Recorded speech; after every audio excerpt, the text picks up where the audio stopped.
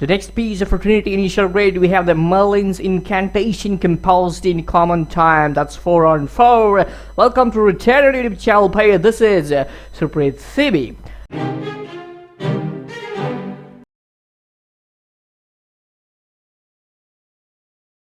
You need to have a textbook with you now, so we're going to study today Merlin's Incantation. So BPM, you can see the 72. Actually, it's given the textbook starting from 69 to 76, but let me play anything in between them. So let me go with the 72. So I'm going to play the first 4 bars with the 72 tempo, and I'm going to give a tutorial, deep tutorial on that. So let's start here.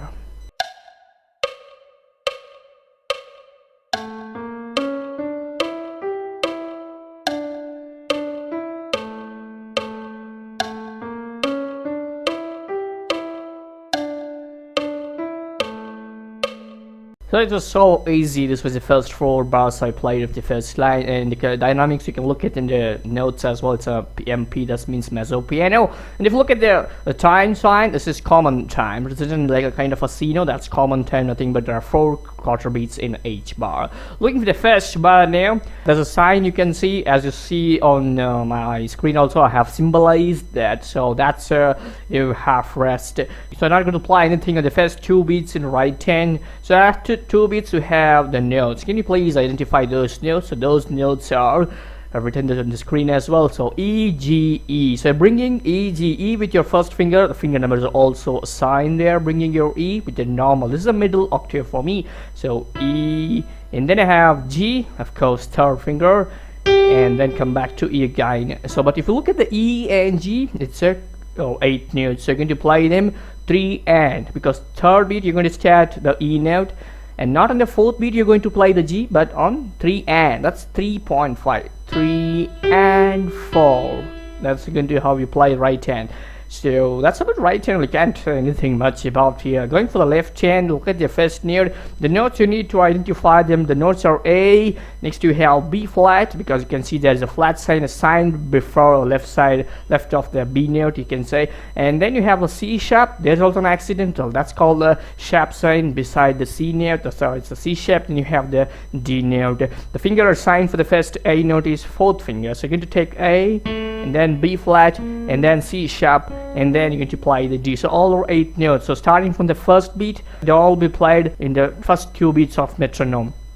So after the first 2 metronome beats, you see the left hand, there is half rest. You see the half rest on the 3rd and 4th beat. But the time when you're given the rest for the left hand, that's bass clef, but you're playing the right hand, E, G, E. So you're going to play A, B flat, C sharp, D, and then E, G, E. That's how you apply it. And also observe, you're not supposed to play them with connector, because you know where you see the slur line. In many of the previous pieces of this grade, we had at some places we had some slur connections legato, but this is you get to play A, B flat, C sharp, D, even though you're going to play for the full values of whatever they have assigned there, but they should not be connected. So timingsly, 1 and 2 and 3 and 4. That's how you play. So 1 and 2, and we can say.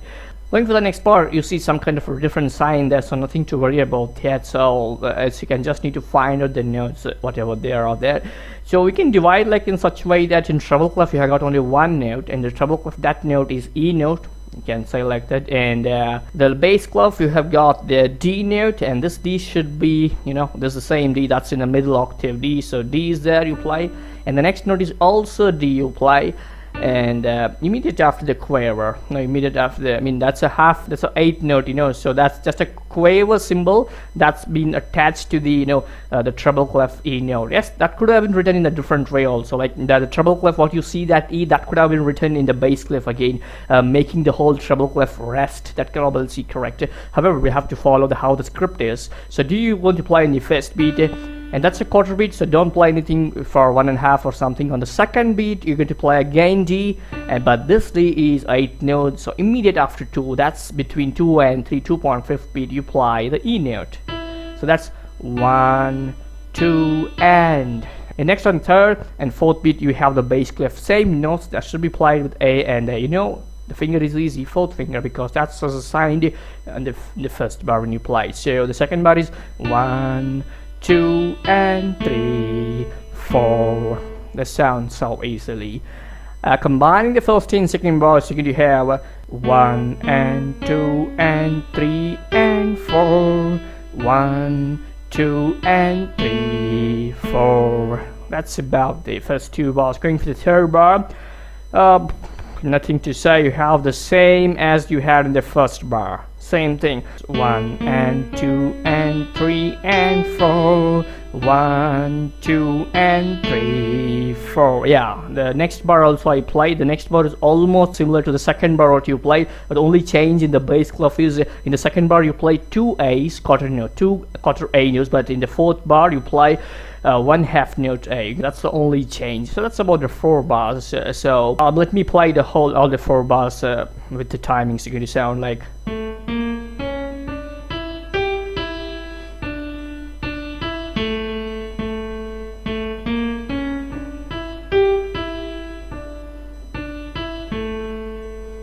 Okay, let's go with the next 4 bars. So now I have to first present myself. That means I need to play for the first 4 bars, then I'll go on tutorial. Let's switch on the tempo 72 again back.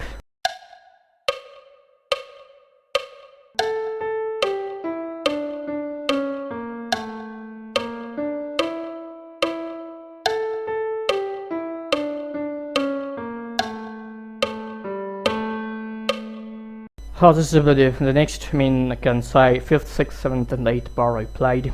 Starting with the 5th bar now. The first 4 notes of the treble clef, you have the notes A, I, and G, E notes, and all 8 notes you're going to play first beat, and between first and second, and second beat, and between second and third beat. That's how you're going to play A, G, E, 1 and 2, and next you have the bass clef. Right hand stops there because you see the right hand third beat you have the half rest. Left hand you come here. So D, D, C sharp you have next, and then going for the B flat note. And all are 8 notes of course. So 3 and 4 and. So the first 1 and 2 and you have right hand.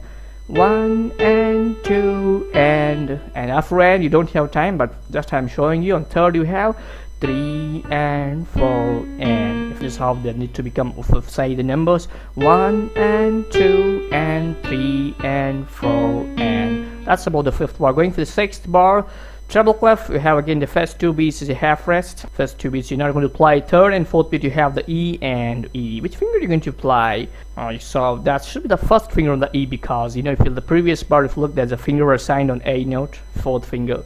Now on the E you have third beat and fourth beat. So as usual you play. But if you look at that's about the third and fourth about the treble clef. But first and second beat we have in bass clef. Bass clef again you have the A note, quarter note, A quarter, and next you have B flat and D, 8 notes. A third finger and first finger. 2 and, so 1, 2 and 3, 4. That's the 6th bar I played. You play from 5th bar to 6th bar. So that's just 2 bars. So I'm going to play 1 and 2 and 3 and 4 and 1, 2 and 3, 4. Can't you play without the number? So it's.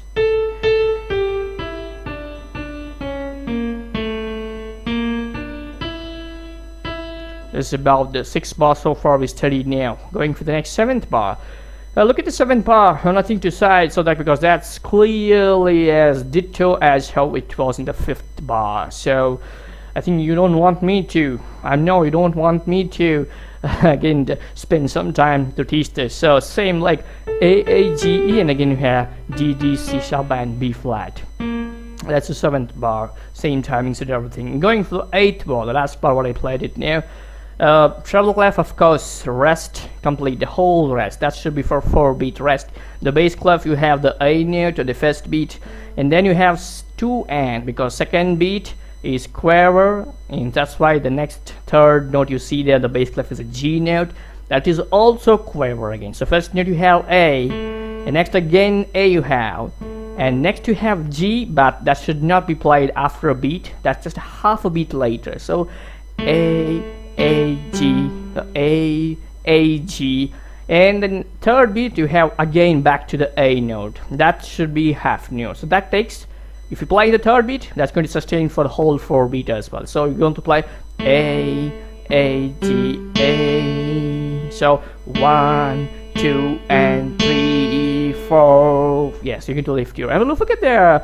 Yeah, there's a sign that above the last A, you know, that's nothing but accent, you know, that because that has already repeated in the previous pieces of the same grade, and that's called accent bow. You're going to play that with a little high, because so far you carried the whole piece with the first 8 bars with the mezzo piano as a dynamics, and now you're going to play with a little high volume, so you're going to play a little high volume. Okay, so that's what you played in the bass clef. If I combine all the like 5, 6, 7, 8 bars, so you're going to play with the numbers first. 1 and 2 and 3 and 4 and 1, 2 and 3, 4, 1 and 2 and 3 and 4 and 1, 2 and 3, 4. Can we move to the next? I think we only be remaining with in the 6 bars. Okay, let me play all the 6 bars together at one take. Then we'll go for tutorial for all the 6 bars.